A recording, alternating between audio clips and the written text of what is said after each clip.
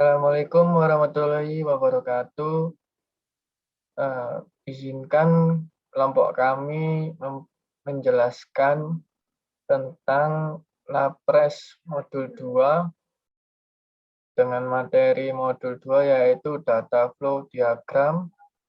Sebelumnya izinkan kami memperkenalkan diri, yaitu perkenalkan teman saya yang bernama Timothy Hasiholan Siburian, NPM 2003-2010 135, dan saya sendiri yaitu Raffi Dhanendra Diatma, NPM 2003-2010 155, kelompok 11. Kemudian di sini saya akan menjelaskan tentang bab 1 yaitu pendahuluan. Untuk bab 1 di sini latar belakang membahas tentang sistem informasi manajemen atau yang biasa disingkat dengan SIM, berasal dari bahasa Inggris yaitu Management Information System. Pengertian sistem informasi manajemen adalah sistem perencanaan bagian dari pengendalian internal dalam bisnis yang terdiri atas pemanfaatan dokumen, manusia, teknologi, serta prosedur dalam akuntansi manajemen.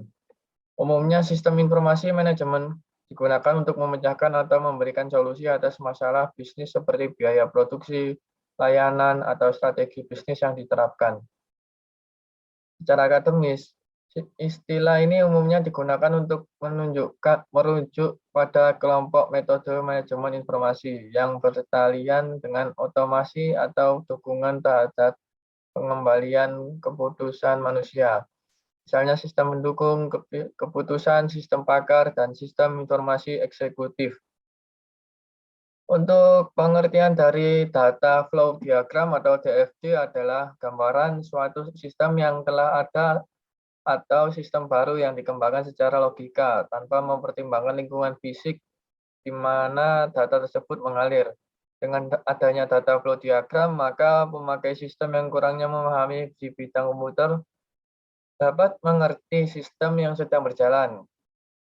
Data flow diagram atau DFD merupakan suatu cara atau metode untuk membuat rancangan sebuah sistem yang mana berorientasi pada alur data yang bergerak pada sebuah sistemnya nantinya.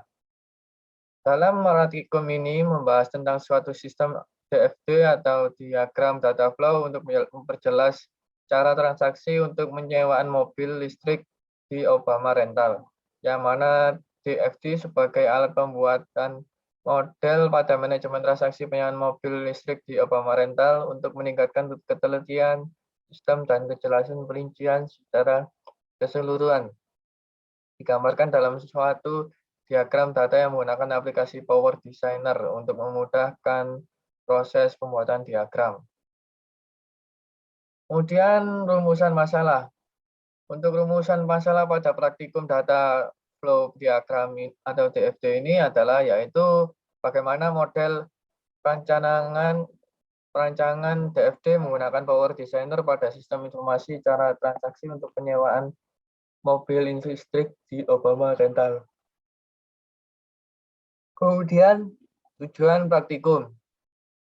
Tujuan dari praktikum data flow diagram atau DFD ini adalah yang pertama, agar mahasiswa mampu menjelaskan pengertian DFD. Yang kedua, agar mahasiswa mampu mengetahui entitas dari sebuah studi kasus sistem informasi, rincian transaksi penyewaan mobil listrik di rental mobil Obama Rental. Yang ketiga, agar mahasiswa mampu mengetahui output dari DFD pada masing-masing proses setiap. Selanjutnya adalah langkah-langkah pengerjaan. Yang pertama adalah studi kasus. Suatu usaha rental memiliki cara transaksi untuk penyewaan mobil listrik dengan melalui pendaftaran kepada pegawai. Pada studi kasus kali ini akan dilakukan memetakan sistem informasi dengan DFD mengenai penyewaan mobil listrik menggunakan 4 entitas, yakni penyewa, pegawai, mobil, dan struk. Tujuan pembuatan DFD ini adalah untuk menggambarkan suatu sistem sebagai suatu jaringan kerja, proses, dan fungsi yang dihubungkan satu sama lain oleh penghubung yang disebut alur data. Langkah-langkahnya adalah pertama kita membuka aplikasi Power Designer. lalu new data flow diagram, kemudian kita akan mendapatkan dan membuat diagram konteks, membuat relasi timbal balik, dan melakukan proses decompose sehingga mendapatkan DFD level 0 dan DFD level 1. Berikut programnya. Yang pertama adalah diagram konteks. Kita membentuk 4 entitas menggunakan external entity dan membuat relasi masing-masing pada sistem informasi penyewaan mobil listrik.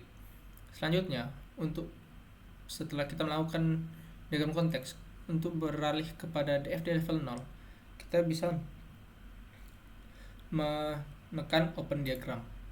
Nah, di sini kita membentuk lagi beberapa aliran proses, yakni proses administrasi, pengecekan ketersediaan, penyewaan, dan pembayaran, masing-masing melalui suatu relasi antar satu sama lain, seperti proses administrasi dengan pegawai.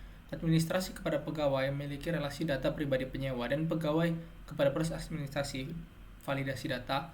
Berikut juga dengan pegawai dengan pengecekan ketersediaan dengan mobil dengan penyewaan, struk dengan penyewaan, struk dengan pembayaran dengan struk, dan pembayaran penyewa dan penyewa pembayaran. Kita juga harus membentuk data store masing-masing proses, yakni pada proses administrasi kita membentuk data store yaitu data penyewa, pada proses pengecekan ketersediaan data store yaitu data ketersediaan mobil listrik, pada penyewaan data store-nya adalah data penyewaan mobil listrik, dan pada pembayaran data store-nya adalah data pembayaran. Untuk beralih kepada DFD level 1, kita menekan setiap masing-masing sistem informasi ataupun setiap proses dan mengklik open diagram. Nah, berikut adalah pada data penyewa, yaitu ada proses baru yaitu proses pendataan administrasi dengan relasi dengan penyewa dan pegawai. Selanjutnya, pengecekan ketersediaan, membentuk suatu data store yaitu data ketersediaan mobil listrik. Selanjutnya adalah penyewaan, dapat dilihat dengan data penyewaan mobil listrik dan proses penyewaan. Dan yang terakhir adalah pembayaran. Untuk pembuatannya cukup mudah, kita hanya membutuhkan relasi, proses, external entity, beserta data store. Nah, selanjutnya adalah hasil dan pembahasan. Yang pertama adalah output, seperti yang kita lihat tadi. Begitu juga dengan DFD level 0, DFD level 1 dari proses administrasi, DFD level 1 dari proses decompose, proses pemeriksaan, DFD level 1 dari proses penyewaan, dan DFD level 1 dari proses pembayaran. Selanjutnya adalah analisa output. Nah, yang pertama adalah analisa output DFD konteks. Pada diagram konteks terdapat 4 entitas, yaitu penyewa, pegawai, mobil, dan struk. Dan terdapat satu tabel proses, yaitu sistem informasi penyewaan mobil. Alur data dari penyewa ke sistem informasi adalah pendaftaran surat sewa. Alur data dari proses sistem informasi ke penyewa adalah validasi surat sewa. Alur dari pegawai ke sistem informasi adalah kesepakatan surat sewa. Alur data dari sistem informasi ke pegawai adalah informasi harga. Alur data dari mobil ke sistem informasi adalah data list ketersediaan.